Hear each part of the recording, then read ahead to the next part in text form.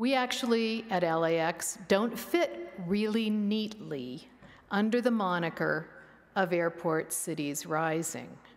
After all, we are the airport that the noted columnist Tom Friedman wrote about thusly. I was traveling via Los Angeles International Airport, LAX, last week.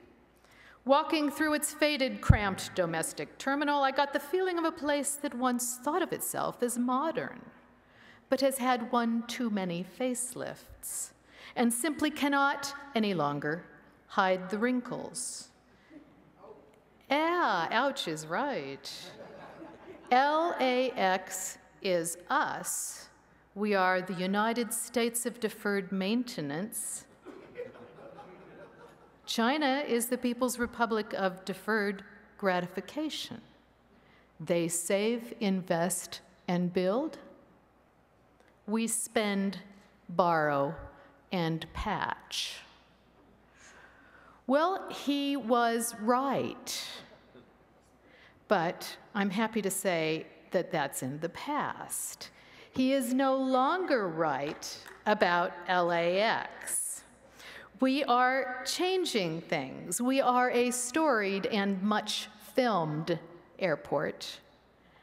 But we're a little tired, but now we actually are rising. So I'd like to tell you a little bit about LAX, a little bit about our profile. I'm going to dizzy you a little bit with some numbers because we do have to talk about economic impact, and then tell you a little bit about our improvement program and why it has taken so darn long to do it. Okay,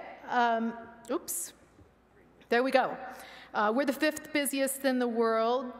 Pretty good growth last year, 4.9%. That's for aircraft movements, 5th busiest. Passengers, 6th busiest in the world, and 13th relative to cargo. And as I mentioned, good growth on the aircraft movements and the passengers, not so much on the cargo. We've got a little ways to go on that. And we, as opposed to some other major airports, have not returned to pre-9/11 levels yet. But there's no doubt about it, it's a big airport. Numbers are one vernacular, and one way to look at things. Another way to look at things would be to say, okay, this is our central terminal area. We're kind of compact. I have land envy when I arrive in Denver and when I listen to Jeff Fagan about DFW. You know, we are 35 little acres here.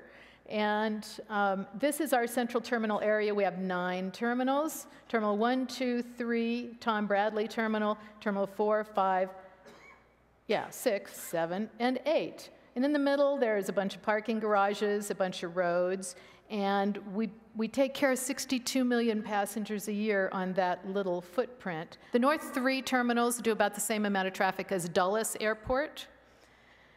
The South 4 terminals do about the same amount as Newark, and the Tom Bradley International Terminal is about the same activity level as Orange County. Now, it's not news to anybody that this amount of traffic actually does generate a great deal of economic benefit to the region. About 408,000 related jobs in the region and about $60 billion of annual economic output to Southern California. Another way of answering the question of why would we bother to modernize this place, besides the obvious, we really do want to treat our customers better, but it makes dollars and cents rationale as well. I mean, it makes sense from the standpoint of you just looking at it from a financial standpoint. A modernized LAX is going to contribute $82 billion annually to the regional economy by 2015. That's 29% more than if we had just let it continue to bump along with the baling wire and duct tape. Now, this is the largest public works project in the history of the city of Los Angeles. We are doing $4.1 billion now. The Bradley West International Terminal project, which we'll talk a little bit about later, is certainly the crown jewel for us, but we're also doing a full replacement of a central utility plant. We're replacing 220 elevators and escalators, and we are putting between $200 and $300 million in each of terminals 5, 6, 7, and 8. So the total economic impact of that $4.1 billion is, as you see, $6.89 billion over 7 years, and almost 40,000 jobs. Now, the timing is really fortuitous, other than the fact that we are about 15 years late. We are creating jobs when we have never in the history of Los Angeles needed them more. But we're not doing it simply for the benefit of creating jobs. We are also, as a result of creating those jobs, going to actually put a facility that is much needed on the streets for the travelers, and thereby continue to fuel the economy of Southern California. And oh, by the way, for those of you who worry about capital budgets, which includes me, we're actually getting more for each one of our construction dollars than we would have if we had done it 10 years ago. By the way, I'm not advocating that as a reason to wait. We are one of the top tourism destinations. Every daily overseas flight means $632 million annually into the economy. The preliminary numbers for 2011 look like we're going to hit a record for passengers spending $15.2 billion in direct visitor spending. That's almost an 8% increase. That's pretty good. A quick glance at the globe tells us that, maybe if LAX hadn't been there, we might have had to invent it. A lot of the world comes into LAX. Mexico is certainly our #1 market, followed by Canada. But after that, it's Australia, and China is very close behind, and I wouldn't be surprised if China eclipses Australia in our rankings this year. Visitor spending I touched on already. The red bar there is the preliminary number for 2011. It looks like the best year yet. Now, I'm going to move away from the numbers and talk a little bit about why in the world did it take us so long to start fixing LAX. So here's a map. I started out to say, well, this is a tale of two cities, but the truth is it's a tale of many cities. Here's our little old 3,500 acres. Jeff, if you ever get tired of some of yours, send some north, would you? Here's the city of Los Angeles on the north edge of the airport. Here's the city of El Segundo on the south edge of the airport. On the east edge of the airport, there's the city of Inglewood. There's unincorporated Los Angeles County on the southeast edge of the airport, and then there's Hawthorne over here. Well, that's multiple masters. It's multiple interests that need to be served. It's very parochial politics, and that, in a nutshell, is the reason that LAX has been in suspended animation for decades. And that's very costly to the city. Remember the numbers I was talking about how much more economic impact there is from an improved LAX than from a continuing bumping along old and tired LAX? Well, we could have been taking advantage of all that all along. But it is actually more than just the number of cities around the airport that I want to point out for you. El Segundo actually is a very thriving business community. It is a very business-friendly city, and the city of Los Angeles, although it's trying to change that now, has not historically been all that business-friendly.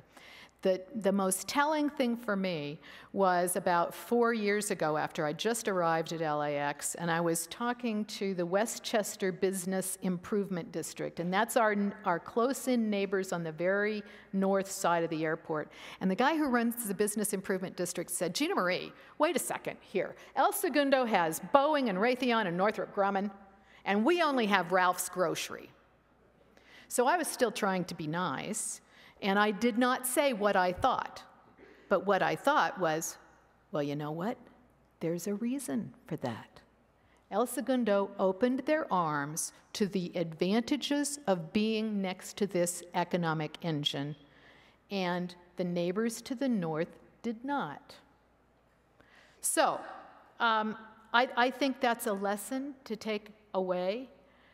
Communities need to remember that there are fabulous economic benefits to being next to the airport. Now, I don't have the 18,000 acres at LAX that Jeff has at DFW, but DFW has done, as you heard, a fabulous job of doing what you might do if you were a city very close to the airport. And the cities very close to the airport could have done that. All right, we are in a competitive world these days. A city like us that has about a third of its economic engine that is dependent on travel might want to actually provide airfields that can handle the new aircraft, the A380 and the Boeing 787 Dreamliner. We have 4 A380s a day now at LAX on a couple of airfields that were built in the 1960s.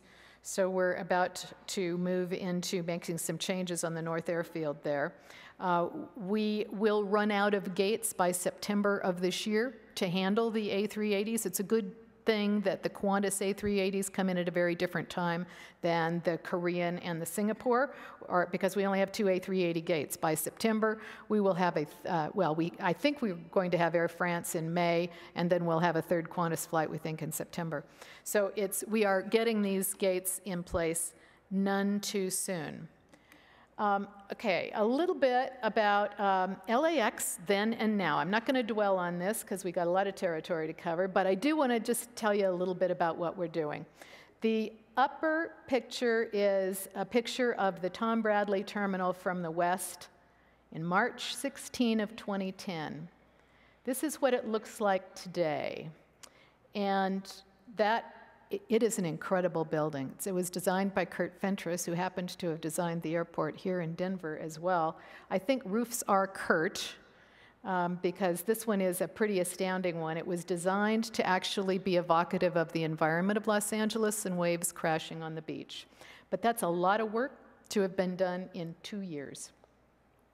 This is a kind of a top-down picture of what it will look like. It'll be 18 new gates. 9 of those will be capable of handling the new large aircraft, the Group 6 aircraft. We're building 80 inspection counters for the Federal Inspection Services. We currently have 62. Our big question is, are they going to be able to staff them all? We certainly hope so, because we need to give a fabulous level of service to our passengers. We can build all the buildings in the world, but if we don't have the customer service of processing through the buildings, we might as well have not bothered.